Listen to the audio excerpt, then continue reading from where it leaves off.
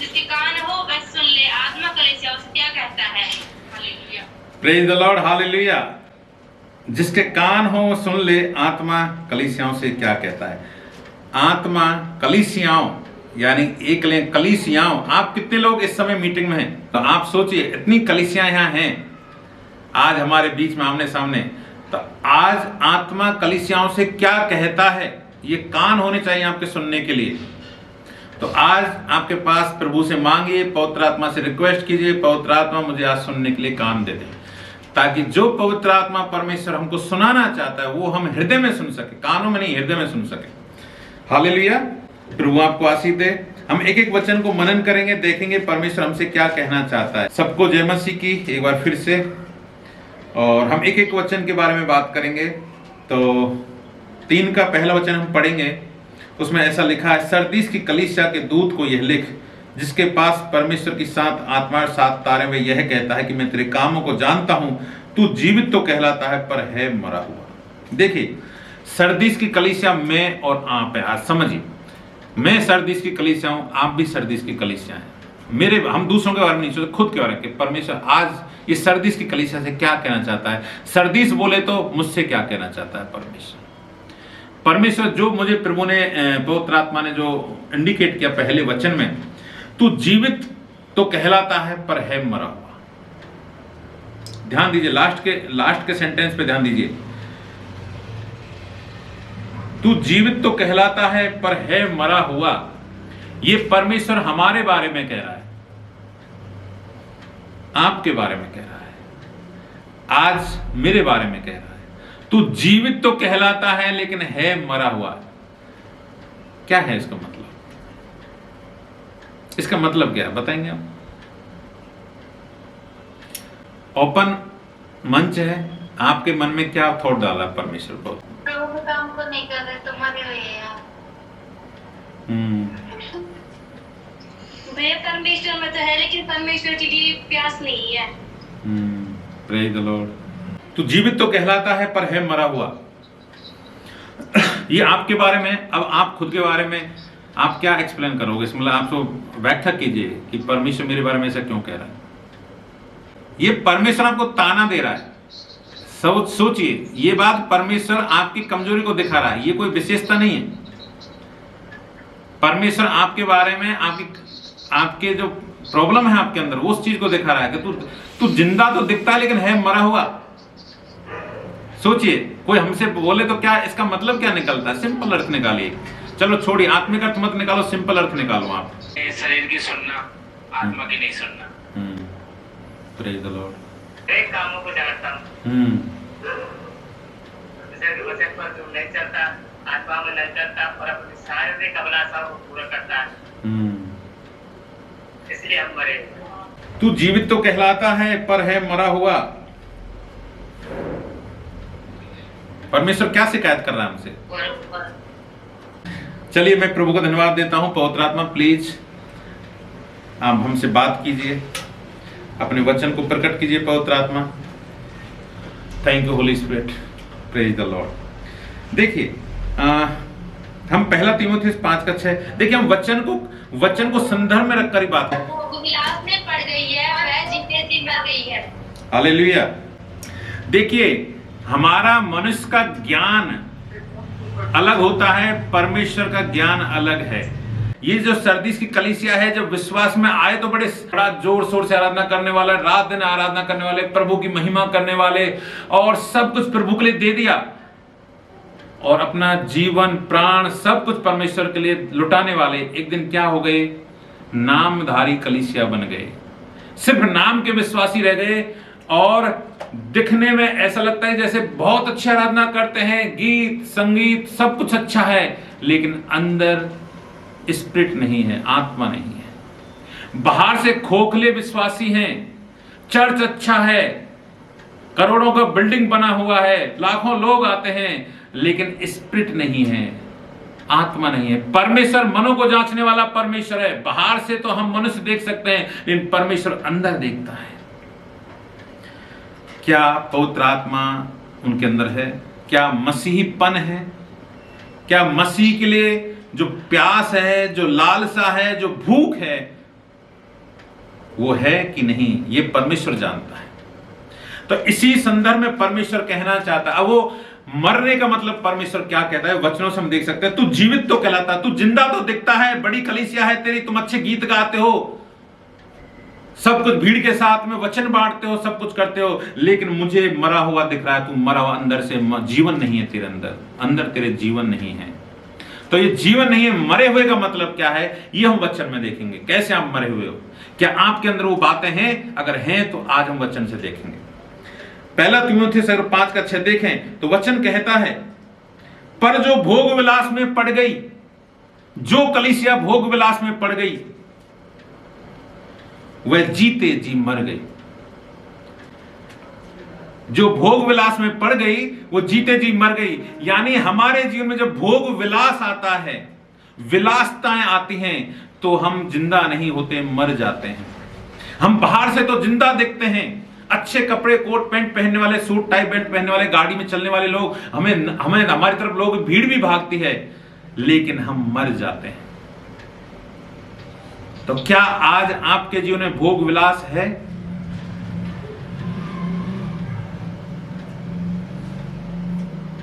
क्या आप ये महसूस करते हैं कि मैं भोग विलास में पड़ी हुई कलीसिया हूं?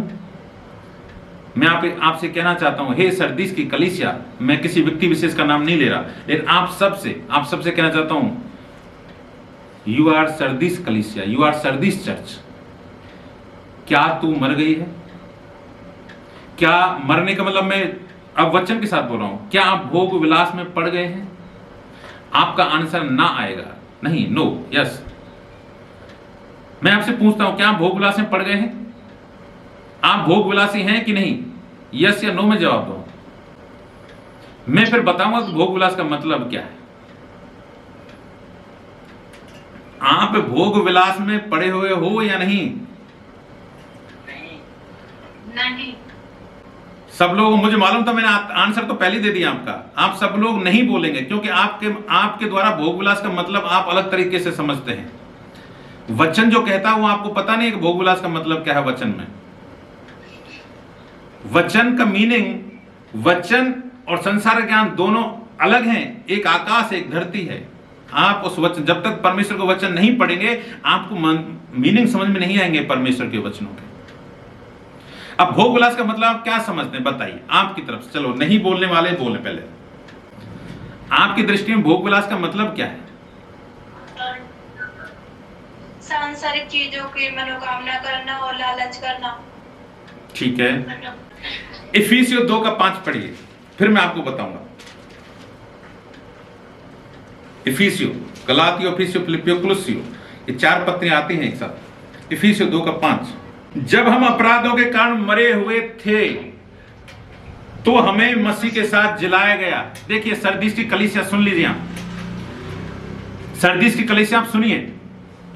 आप पहले जिंदा नहीं थे, मरे हुए थे। आप मरे हुए थे, यानी आप स्वर्गीय लोग नहीं थे, आप स्वर्ग के वारिस नहीं थे। आप मरे हुए थे। क्यों मरे हुए थे? क्योंकि अपराध, पाप आपके जीवन में थे। लेकिन यीशु मसीह ने अपने अनुग्रह के द्वारा आपको जिंदा किया है। लेकिन प्रॉब्लम क्या है, जिंदा करने के बाद फिर उन्हीं अपराधों में हम चले जाते हैं, वही पापों और अपराधों में। तो मरना एक अपराध जब हमारे जीवन में आता है, जब पाप हमारे जीवन में आते हैं, तो हम वापस मरने की ओर जाते हैं। तो एक मृत्यु का मतलब क्या है? पाप का मतलब मृत्यु है। भोग विलास का मतलब मृत्यु है। तो हम इन चीजों को समझें आप गहराई से। क्या हमारे जीवन में जो हम मसीह के द्वारा जिलाए गए, क्या हम वापस उन कामों में जा रहे हैं क्या? देखिए समझिए, आप सुनिए। आप पहले, मैं एक सिंपल आपको फॉर्मूला बताता हूं। विश्वास किससे झलकता है? आप जब विश्वास में आए तो आपके अंदर जो उमंग थी, आपके अंदर जो प्यास थी, लगातार बाइबल पढ़ने शुरू में जब विश्वास में आए थे तो बिना बोले, आप किसी के बिना गाइड किए बाइबल पढ़ते थे। और आप चर्च भी रेगुलर आते थे। आप सोचो क्यों मीटिंग क्यों नहीं हो रही। लेकिन आज देखने में कभी कभी काफी दिन लग जाते हैं हमारे बहनों भाइयों को देखने के लिए कि हमारे वो बहन, हमारे वो भाई कहाँ हैं। इसका मतलब आपके अंदर वो आग और प्यास घट रही है ना। तो ये चीजें हमें कहाँ ले जा रही है? वापस यू टर्न। क्या हम यू टर्न ले रहे हैं क्या? मौत की तरफ यू टर्न ले रहे हैं क्या? जीवन से, मृत्यु से जीवन पाया और जीवन से फिर यू टर्न ले रहे हैं क्या?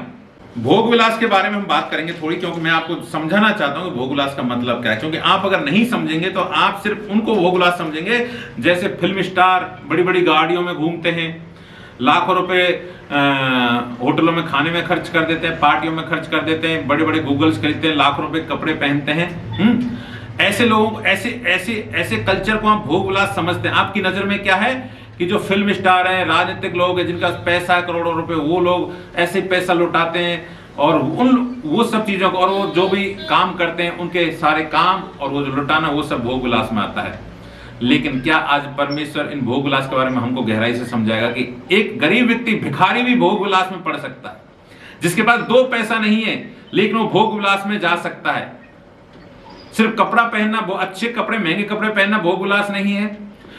अच्छे रेस्टोरेंट में खाना खाना या नाच गाना डांस, वो सब के अलावा ऐसे नहीं, वही भोग विलास है। जिसके पास खाने को 2 रोटी नहीं है, पहनने को कपड़े नहीं, वो भी भोग विलास में जा सकता है, फंस सकता है। कैसे, देखेंगे वचन से। याकूब 5:5 पढ़िए आप, देखिए क्या लिखा है। तुम पृथ्वी पर भोग विलास में लगे रहे और बड़ा ही सुख भोगा, बड़ा ही सुख भोगा। तुमने इस वध के दिन के लिए अपने हृदय का पालन पोषण करके उसको मोटा ताजा किया है। किसको मोटा ताजा किया है? हृदय को। कैसे ताजा किया है? सुखों को भोगा है। तुम पृथ्वी पर भोग विलास में लगे रहे और बड़ा ही सुख भोगा। देखिए, किसी व्यक्ति को, मैं अब सुख का मतलब क्या होता है, कोई व्यक्ति, आप किसी को बड़े बराज में पहुंचा दे लेकिन उसको बीड़ी पीने में अगर सुख मिलता है तो बीड़ी पीने में जो सुख मिलता है वो किसी चीज में नहीं मिलता। उसको आप कहीं पहुंचा, लेकिन बीड़ी पीने के लिए आपको राज महलों को छोड़कर, यार मुझे बीड़ी कहां मिलेगी। खैनी खाने वाले को खैनी में जो मजा आएगा ना, वो किस चीज में नहीं आएगा। यानी आप जिन वस्तुओं से, यानी आप जिनकी इंद्रियां हैं, आपकी 5 ज्ञानेंद्रियां, आंख, कान, नाक, जीभ, त्वचा, ये 5 ज्ञानेंद्रियों से आप कौन कौन सा सुख भोगते हो, ये सुखों के द्वारा अपने हृदय को मोटा करते हो। यूनिवर्सिटी के सामने लाइन लगी रहती है लड़कियों की, आने वाली लड़कियों को देखते हैं, आंखों के द्वारा वो सुख भोग रहे हैं। कुछ लोग वीडियो पे, यूट्यूब पे बस सुनते, मोबाइल जेब में रखा है लेकिन सुन रहे हैं। क्या सुन रहे हैं? वो चलते चलते बहुत सारे लोग, ट्रेन आई, एक ऐसा हादसा देखा टोंक फाटक पे। मैंने एक लड़का था, मीनाओं का था, कान में लीड लगा रखी, रेलवे के ट्रैक पे चल रहा था, पीछे से ट्रेन आ रही, कुछ पता नहीं, मर गया क्योंकि सुख भोग रहा था वो कानों। कुछ लोग मिठाइयों को खाने के लिए लालसा करते हैं, जीभ के द्वारा सुख भोगते हैं। तो इसमें तो ऐसा नहीं अमीर ही सुख भोगे, आपको गरीब को क्या प्रॉब्लम, गरीब भी लोग भी सुख भोगते हैं। चाहे कुछ भी हो जाए, दारू पीना ही पीना है, चाहे घर में रोटी बनाने को कुछ हो या ना हो, आटा भी ना हो, बीवी फटे कपड़े पहने से घूम रही बाहर, बच्चे कोई भिखारी उतर घूम, लेकिन दारू चाहिए ही चाहिए। तो जीभ का सुख है। आप किस प्रकार से सुख भोगते हैं? तो जो सुखों की लालसा करते हैं और अपने हृदय को मोटा करते हैं। कुछ लोगों को अच्छी अपनी बढ़ाई सुनने का शौक होता है, हमारे मसीही भाइयों में भी हो सकता है, मेरी बढ़ाई करो, अच्छा पास्टर है, बड़ा पास्टर है ना। उसकी बढ़ाई नहीं करेंगे तो हमसे वो बात नहीं करेगा, उसको अच्छी जगह स्थान देना चाहिए। तो देखिए, सुख भोगना, आप अपने हृदय को उन लालसाओं से, शारीरिक जो लालसाएं हैं, आंख, नाक, कान, जीभ, त्वचा, इनके द्वारा अपने हृदय को आप मोटा करते हैं। तो ये पैसे वाला और निर्धन की बात नहीं है बहनों भाइयों, ये है आप अपने हृदय को इन चीजों पर लगाते हैं क्या। आप पति पत्नी में अगर किसी एक छोटी सी चीज के लिए झगड़ा होता है, अगर सपोज करिए आप एक अच्छा ड्रेस नहीं ला रहे अपनी पत्नी और वो झगड़ा कर रही है, तो इसका मतलब क्या है, वो उस हृदय को मोटा करे, उसको नहीं मिलेगा तो कुछ भी कर सकते हैं। आपके जीवन में ऐसी कौन सी चीज है जो आपके घर में कलह पैदा करती है और आप उस चीज से खुश होते हैं? झगड़ा हो चलेगा, दूसरों को दुख पहुंचे चलेगा, दूसरों को कुछ भी परेशानी हो चलेगा, लेकिन मेरे अंदर मेरे वो चीज मिलनी चाहिए, मुझे चाहिए बस। क्या आपका स्वभाव इस तरह का है? मुझे शादी में गाड़ी चाहिए ही चाहिए, चाहे ससुराल की जमीन बेचनी पड़े, मुझे तो गाड़ी चाहिए दहेज में। ये आपके हृदय को मोटे करने वाली चीज। मैं आपको छोटी छोटी बातें क्यों बता रहा हूं, ताकि आप ये जान सको कि भोग विलास का मतलब क्या। आप भोग विलास जब शब्द आता है तो आप राजा महाराजाओं पर पहुंचते हैं, सीधे सीधे आप बड़े बड़े धनपति लोगों पर पहुंचते हैं कि यार अडानी अंबानी तो कितने हजारों करोड़ रुपए लुटा दिए, उसके पास पैसा है, लुटा दिया। भोग विलास नहीं, उसका पैसा लुटा दिया। लेकिन आपके पास भी 100 रुपए आप भी तो लुटा के आए हैं रात को, आप भी तो एक हाफ बियर पी के आए, जेब में 100 रुपए थे, वो भी आप भी लुटा के आए। उसने, उसके पास पैसा था, वो भी लुटाया उसने। दोनों में क्या फर्क है? जब हम भोग विलास में पढ़ते हैं, जैसे पहला तीमुथियुस 5:6 में पढ़ते हैं, तो मर जाते हैं। जो भोग विलास में पड़ गई वो मर गई। तो क्या हम भोग विलास में पढ़ रहे हैं? मैं इसलिए आपसे कह रहा था कि जब मैं आपसे क्वेश्चन पूछूंगा तो आप सब लोग नो बोलेंगे, क्योंकि आपकी डिजाइन क्या है, माइंड की डिजाइन क्या है कि भोग विलास वाले हम तो गरीब लोग हैं, हमारे पास थोड़ी भोग विलास के साथ चीजें, पैसे वाले भोग विलास करते हैं। नहीं, रॉन्ग। हर एक व्यक्ति भोग विलास में पड़ा हुआ है भाई साहब। मैं आपको एग्जाम्पल के साथ बताता हूं, एग्जाम्पल के साथ। जब इजरायली लोग मिस्र से निकले थे, इजरायली लोग मिस्र से निकले थे, 25 लाख लोग थे और ये गुलाम थे। तो क्या ये कोई करोड़पति लोग थे क्या इजराइल लोग? लेकिन जब मूसा परमेश्वर की आज्ञाओं को लेने चला गया पटिया पर, तो नीचे लोग क्या कर रहे थे? मुझे ये बताइए आप, नीचे क्या कर रहे थे वो? भाई साहब नंगा नाच कर रहे थे, मन मर्जी बस खा रहे, उछल रहे, पी रहे। क्या हो रहा था? मूसा आया तो उसको इतना गुस्सा आया, उसने परमेश्वर के हाथ से बनाई हुई पट्टियां तोड़ दी मूसा ने। खीर है, जलेबी है और पुआ पूरी कुछ बना है घर में ना, दाल चूरमा बाटी कुछ रखा है, राजस्थान की डिश रखी है, खा लेते हैं। आप अपने पेट को, पेटूपन होना जैसे पाप क्या है, मैं पाप के बता रहा था ना, पाप, पेटूपन होना भी पाप है। हमें जितना भूख है उससे कम खाना है, और हर जगह नहीं खाना है हमें। जहां प्रेम है वहीं खाना है। तो आपसे कौन प्रेम करता है मुझे बताइए? आपसे प्रेम करता कौन है मुझे बताइए आप? मसीह भाई बहनों के अलावा आपसे कोई प्रेम नहीं करता। एक बात बता दूं मैं आपको, आपके घर में भी आपको मसीह भाई बहन है वही प्रेम करते हैं, बाकी आपका पड़ोसी प्रेम नहीं करता, गांव में कोई आदमी प्रेम नहीं करता। सच्चाई बता रहा हूं मैं आपको। अगर हमारे घर में हमारा कोई अगर वो विश्वासी नहीं है ना, तो आपकी अगर माँ भी है, बहन भी है, भाई भी है, वो आपसे प्रेम नहीं करता है। मैं सच कह रहा हूं, ये बड़ा कड़वा है। आप सावधान रहिए ऐसे लोगों से। उनका खाना, यानी वो अच्छी अच्छी मीठी बातें करते हैं, वो भी खाना है, मत फंसिए कभी नहीं। यहेजकेल 16:49 पढ़िए। Hallelujah, hallelujah, praise the Lord. भोग विलास का मतलब क्या है समझिए, इस वचन को पढ़िए। जिनके पास बाइबल है पढ़िए। देख तेरी बहन सदोम का धर्म यह है, देख तेरी बहन सदोम का धर्म यह है कि वह अपनी पुत्रियों सहित घमंड करती, अपनी पुत्रियों के साथ में घमंड करती, पेट भर भर के खाती, पेट भर भर के खाती और सुख चैन से रहती थी और दीन दरिद्र को ना संभालती थी। ये सारी चीजें भोग विलास में आती हैं। सुख चैन से रहना, आपको कोई फर्क नहीं पड़ता, आपको कोई फर्क नहीं पड़ता मेरा बाप, मेरा माँ, मेरे भाई बहन कैसी परिस्थिति में है, मेरे विश्वासी लोग कैसी परिस्थिति में, हम आनंद कर रहे हैं। आपके विश्वासी भाई बहन को कितनी दूर से पैदल आता है, किराया है कि नहीं आपके विश्वासी बहन भाइयों के साथ पास में आने के लिए? क्या कभी आपने सोचा है? उनके पास अच्छे कपड़े हैं या नहीं पहनने के लिए? चर्च आने के लिए कपड़े हैं या नहीं? आपके पास तो 10 जोड़ी, 15 जोड़ी, 20 जोड़ी, 50 जोड़ी कपड़े रखे होंगे। क्या आपके विश्वासी बहन भाइयों के पास में कपड़े हैं? आप सुख चैन से रहते हैं, दीन दरिद्रों को नहीं संभालते हैं।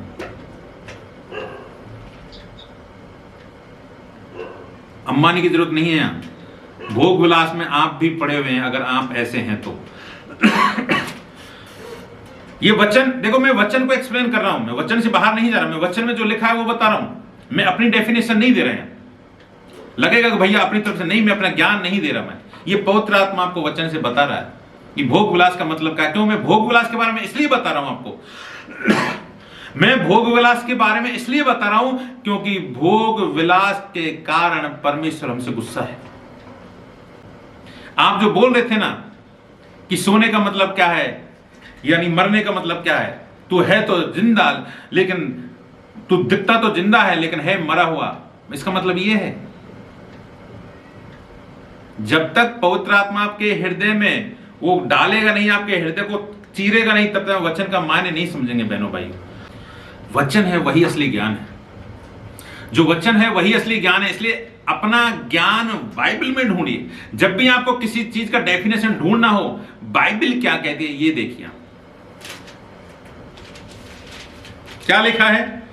देख तेरी बहन सदोम का धर्म यह है कि वे अपनी पुत्रियों सहित घमंड करती है। अपनी पुत्रियों सहित, इसका मतलब क्या है? पुत्रियों सहित घमंड करती है, यानी आप अपने परिवार के साथ सुख चैन से रहते हैं तो आपको सब, पूरा परिवार, मेरा बेटा, मेरी बहन, सब हम कैसे रहते हैं, सब एक वीआईपी तरीके रहते हैं, हमें कोई कमी घटी नहीं है। और हम अपने परिवार के साथ अपने गांव में, अपने पड़ोस में, अपने घरों में, अपने घराने में सबसे ऊंचे हैं।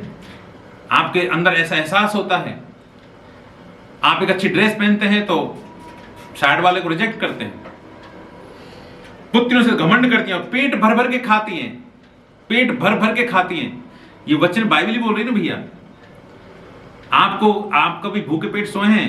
3 दिन से फास्टिंग में कौन कौन बहन भाई हैं हमारे? Praise the Lord.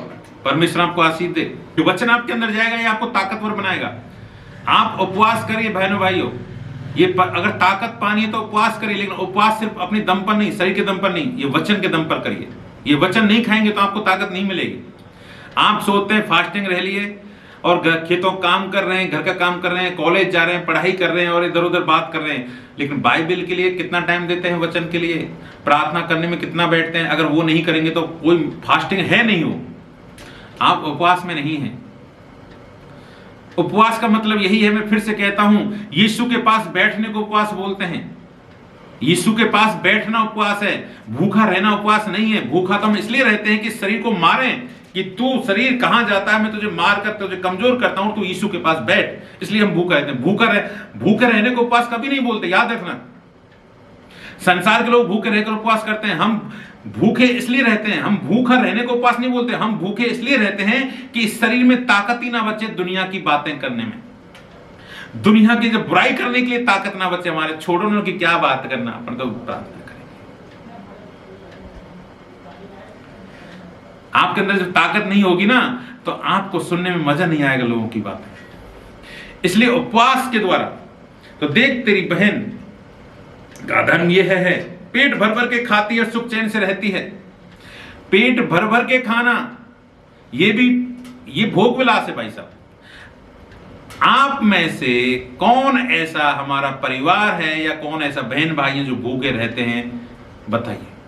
सबको अच्छा भर भर के खाना मिलता है, पेट भर भर के। जब त्योहार आता है, हमारा त्योहार नहीं है लेकिन फिर भी दिवाली आएगा तो मिठाई आएंगी आपके घर पे, और रक्षाबंधन आएगा तो चाण बूरा बनेगा आपके घर पे, होली आएगा तो क्या बनता है मुझे मालूम नहीं, लेकिन बनेगा। ये त्योहार हमारे हैं क्या? बताइए।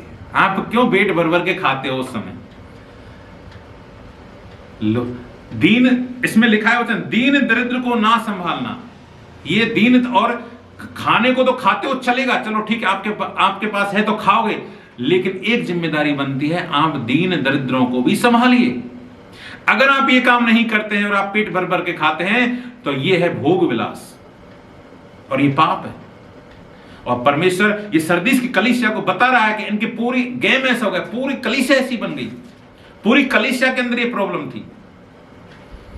दीन दरिद्रों को ना संभालना और पेट भर भर के खाना और पापों में पड़ना, भोग विलास में पड़ना। आमोस 6:1 पढ़िए। हाय उन पर जो सियोन में सुख से रहते हैं। Praise the Lord, hallelujah. बहनों और भाइयों, ये मैं नहीं कह रहा, ये परमेश्वर का वचन कह रहा। हाय उन पर जो सुख से रहते हैं, हाय उन पर जो सियोन में सुख से रहते हैं, और उन पर जो सामरिया पर्वत पर निश्चिंत रहते हैं।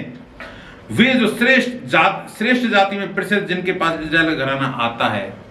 परमेश्वर कहता हाय, यानी श्राप है, मालूम है आपको? हाय उस पर जो निश्चिंत रहते हैं, यानी सुख से रहते हैं, निश्चिंत रहते हैं। हमें किसी की परवाह नहीं, हमें किसी की परवाह नहीं। खाओ पियो और मौज करो। श्रापित हैं वो लोग अगर जो इस तरह का विचारधारा रखते हैं। मैं आपको इस भोग विलास के बारे में इतना क्यों बता रहा हूं भैया? इसलिए बता रहा हूं कि ये बड़ा ही डेंजर वर्ड है। ये भोग विलास का मतलब आप कुछ अलग समझ रहे थे, परमेश्वर का वचन कुछ अलग समझाना चाहता है। मैं ऐसा समझता हूं आज पवित्र आत्मा के द्वारा जो ये वचन आपको दिखाएं, आज आपकी सोच बदलनी चाहिए। आप भी भोग विलास में पड़े हुए हैं, हम सब भोग विलास में पड़े हुए हैं। अब जब ये अर्थ समझ में आएगा, मीनिंग समझ में आएगा, तो हम उन भोग विलासों से दूर जाएंगे। क्योंकि सरदीस की कलीसिया को सरदीस की कलीसिया को परमेश्वर अपने वचन के द्वारा चेतावनी देना चाहता है। हे सरदीस की कलीसिया, मैं तुझसे कुछ कहना चाहता हूं, क्योंकि तू जिंदा तो दिखती है लेकिन है मरी हुई। यही इसका मीनिंग है। हम भोग विलास में पड़ गए, हम निश्चिंत रहते हैं, हम सुख चैन से रहते हैं, दीन दरिद्रों की परवाह नहीं करते हैं, हम सुख की रोटी खाते हैं, हम घमंड करते हैं। लास्ट में एक लूका देखेंगे, लूका 16:19। लाजर और धनवान मनुष्य की एक घटना है, प्रेज द लॉर्ड। और इसमें भी यही चीज दिखाई है कि धनवान व्यक्ति क्या करता था, अच्छा खाता था, अच्छा पहनता था। देखिए, हम अगर देखेंगे तो आपको कुछ चीजें पता चलेंगी। एक धनवान मनुष्य था जो बैंजनी कपड़े और मलमल पहनता और प्रतिदिन सुख विलास और धूमधाम से रहता था। हमने जो बातें की ना भी, वो सुख विलास और धूमधाम, भोग विलास के साथ जीवन जीता था। और लाजर नाम का एक कंगाल था जो घावों से भरा उसके देवड़ी पर छोड़ दिया जाता था। एक भिखारी था जो उसको घाव हो रहे थे और उसको सब ऐसा, यानी उसको देख के घिन आती थी। और वो उस खाने के लिए नहीं, उसकी जो मेज थी, टेबल थी, उस पर जो चूरा गिरता था, झूठन गिरती थी जो कुत्ते खाते हैं, ऐसी झूठन को खाने की इच्छा के साथ बैठा रहता कि झूठन जब बाहर फेंकेंगे तो मैं उसको खाऊंगा और मेरा पेट भरूंगा।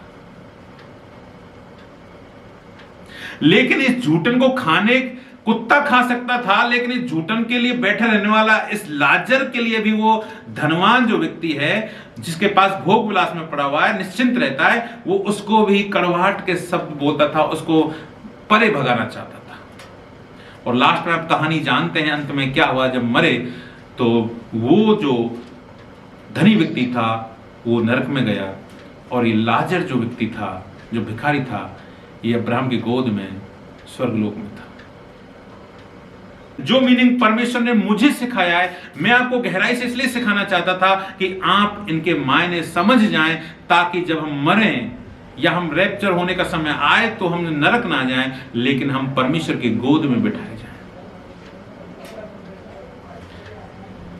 क्या आप स्वर्ग जाना चाहते हैं? क्या आप परमेश्वर के साथ सिंहासन पर बैठना चाहते हैं? प्रभु यीशु मसीह के दाहिने बैठना चाहते हैं? क्या स्वर्ग में परमेश्वर के वारिस बनना चाहते हैं? यीशु मसीह ने हमें संगी वारिस बना दिया। अगर हम जाना चाहते हैं, प्रभु के साथ अनंत जीवन में राज्य करना चाहते हैं, तो ये सब हमें एक शब्द जो भोग विलास है, पूरा स्टडी करें आप, तो आपका जीवन बदल जाएगा। इसमें सब वो चीज समाई है जो हम करते हैं। इसलिए फिर से हम उस शब्द पर, उस वचन पर आएंगे। एक बार फिर से मैं आपको बताना चाहता हूं, ये 3:1 सरदीस की कलीसिया 3:1 फिर से आएंगे। वह कहता है, परमेश्वर कहता है, मैं तेरे कामों को जानता हूं, तू जीवित तो कहलाता है पर है मरा हुआ। तू जीवित तो कहलाता है पर तू है मरा हुआ। मैं तेरे कामों को जानता हूं। तो हमारे काम कौन से देखे उसने? जो अभी हमने ये बातचीत, लेकिन जो परमेश्वर कहना चाहता है, ये सब हमारी जो बातचीत हुई आज, पवित्र आत्मा ने हमें जो वचन के द्वारा सिखाया है, ये सारी चीजों को परमेश्वर ने हमारे अंदर देखा है, हमारे अंदर देखा है। और जब वो अंदर देखता है तब हमसे कहता है, तू जिंदा तो दिखता है लेकिन मरा हुआ है, याद रख। बहनों और भाइयों, क्या अभी आपको समझ में आया कि वचन का मतलब क्या है? तू जिंदा तो, तू जीवित तो कहलाता है पर है मरा हुआ। अब आपको अगर कोई सवाल पूछे तो अब आपका जवाब क्या होना चाहिए? फिर से ये संदेश सुनना क्यों है? क्योंकि हमारे जीवन की बात है। अगर इस धरती की सिर्फ धरती की बात होती, अगर इस धरती पर ही सिर्फ हमारे जीवन की बात होती तो कोई बात नहीं, चलता। लेकिन क्योंकि बहनों भाइयों, ये आपके अनंत जीवन की बात है। और एक छोटी सी बात, एक भोग विलास शब्द के द्वारा आप जिंदा तो दिखते हैं लेकिन हैं मरे हुए, इन शब्दों को जोड़कर देखेंगे तो आप समझ पाएंगे कि सचमुच में हमें जिंदा ही होना है, हमें मरा हुआ नहीं दिखना। हम जीवित दिखते हैं तो जीवित होने भी चाहिए।